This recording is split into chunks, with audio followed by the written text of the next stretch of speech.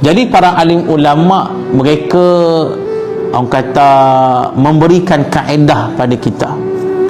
Kaedah macam mana kita nak mendapatkan khusyuk ketika solat. Jadi banyak huraian, banyak kitab ada sebut, di antaranya yang dihuraikan oleh Syekh Said Hawa rahimahullah. Ini yang terkenal. Syekh Said Hawa kata, kita nak mendapatkan khusyuk solat, kita kena melakukan 6 perkara. Ini pesan Syekh Said Hawa rahimahullah. Jadi kena usahalah. Kita kena usaha nak solat khusyuk ni, usahalah melakukan 6 perkara. Yang pertama sekali kata Syekh, kata ulama kita ni, iaitu hudurul qalbi. Hudurul qalbi yang bermaksud menghadirkan hati. Menghadirkan hati maknanya apa? Fokus hanya kerana Allah. Itu yang pertama. Menghadirkan hati yang bermaksud kita fokus. Kita sembahyang ni, kita salat ni, fokus kita hanya kepada Allah Subhanahu wa taala. Itu dia. Itu yang kita mengaji bab solat, tentang niat solat, tentang rukun qalbi dan sebagainya. Jadi nak kata hati kita ni fokus hanya kepada Allah. Ini yang dimaksudkan menghadirkan hati. Itu yang pertama. Kemudian yang kedua, kata Syekh Said Hawa rahimahullah, kata ulama kita ni, kita ni nak bagi khusyuk solat, iaitulah kita kena at-ta'zim, iaitu mengagungkan Allah Subhanahu wa taala. Kena ada rasa keagungan Allah, kita mengagungkan Allah. Jadi pasal itu bila kita solat, kita sebut Allahu Akbar, menunjukkan Allah ni maha besar, menunjukkan kita mengagungkan Allah Subhanahu wa taala. Ini yang kedua. Yang ketiga, kata ulama, nak khusyuk solat, iaitulah kena tafahum, kena faham. Maknanya para muslimin dan muslimat, kita salat ni biarlah berlandaskan ilmu.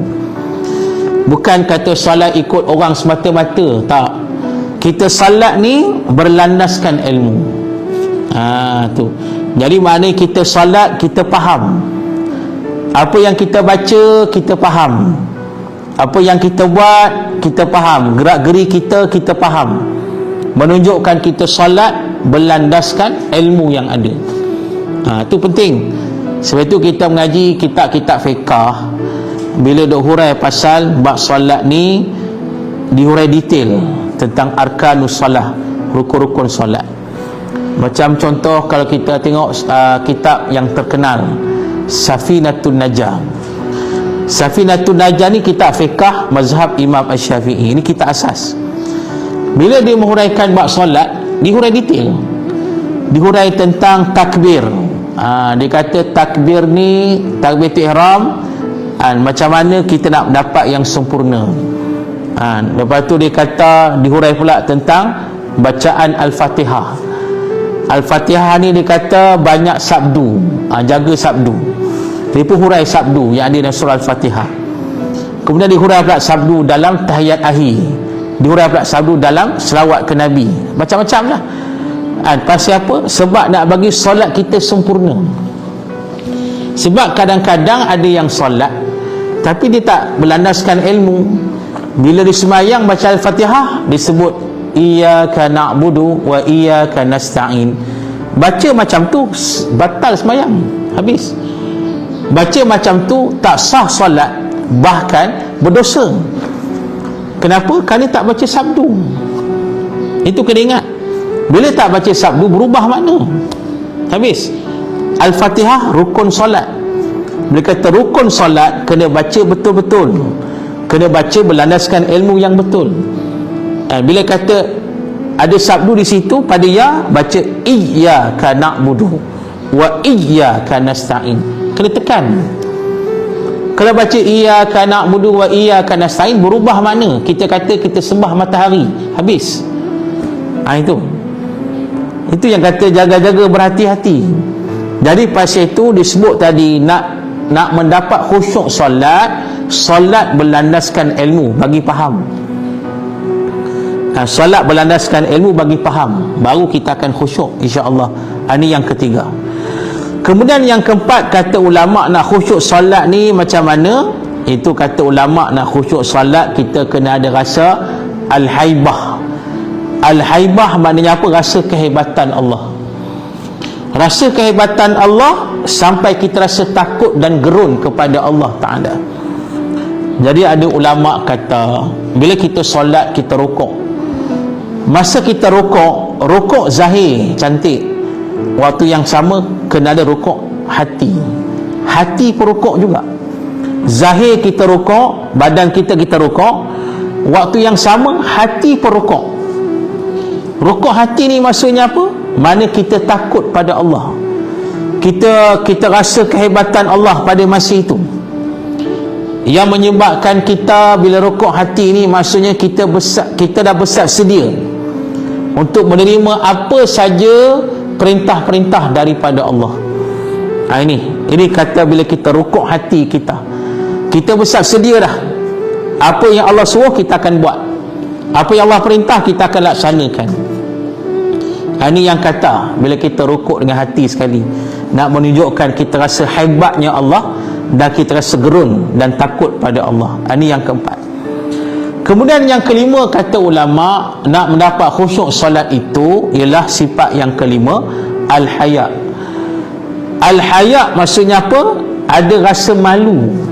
Ada rasa malu di hadapan Allah Ta'ala. Sebab para muslimin dan muslimat yang dirahmati oleh Allah, adapun rasa malu itu salah satu sifat yang terpuji. Bahkan ada hadis Nabi SAW, Nabi dok terang dah pada kita, al-haya syu'batum minal iman, kata Nabi. Rasa malu itu sebahagian dari cabang-cabang keimanan. Mana orang beriman, dia ada rasa malu. Lebih lagi tengah solat, malu maknanya malu di hadapan Allah. Kenapa kita rasa malu di hadapan Allah? Kerana Allah yang maha sempurna. Kita ni pula banyak kelemahan kita, banyak kekurangan kita, banyaklah kesilapan kita, macam-macam kita ni. Dosa kita pun banyak kan. Orang kata kesalahan kita memang banyak lah setiap hari. Dari pasal itu bila kita solat, kita rasa malu di hadapan Allah. Dan Allah yang maha sempurna, Allah yang maha berkuasa, Allah yang maha mulia. Lebih kita rasa malu, kita ni banyak dosa tapi rezeki Allah bagi lagi. Malu kita. Jadi kita rasa malu di hadapan Allah. Ini syarat untuk khusyuk solat yang kelima. Dan yang keenam, kata ulama, nak mendapat khusyuk solat iaitulah ar-raja. Kita mengharap. Maknanya muslimin dan muslimat, kita harap sangat supaya amalan kita, solat kita, ibadat kita diterimalah oleh Allah. Ini kita harap, tuan-tuan. Muslimin dan muslimat sangat mengharap. Kita tak nak jadi sia-sia. Macam kata Sayyidina Umar Al-Khattab radhiyallahu anhu. Sayyidina Umar kata, ada orang yang sembahyang lama sembahyang, dari muda ke tua duk sembahyang, tapi akhirnya bila bangkit di mahsyar, rupa-rupanya solatnya satu pun Allah tak terima. Rugilah muslimin dan muslimat. Disebabkan ada sebab lah, sebab niat tak betul ke, ada riak ke, ada ujub ke dan sebagainya. Akhirnya solat tu Allah tak terima. Padahal solat daripada muda sampai ke tua Allah tak terima. Rugilah. Jadi pasal itu kita ni para muslimin dan muslimat, kita solat ibadat, kita harap sangat Allah terima ibadat kita, Allah terima solat kita. Itu yang kadang-kadang kita duk dengar tu imam baca doa, Allahumma rabbana taqabbal minna salatana wa du'aana wa ibadatana wa hajatana wa a'malana wa siyamana innaka antas sami'ul alim. Itu doa minta Allah terimalah tu.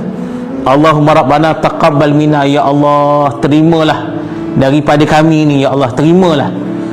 Terimalah solat kami, terimalah doa kami, terimalah hajat kami, terimalah ibadat kami, terimalah amalan kami, dan terimalah puasa kami. Minta pada Allah supaya Allah terima amal ibadat kita, termasuk solat kita. Jadi ulama kata ada 6 ini, insya-Allah kita usaha akan datanglah khusyuk ketika solat.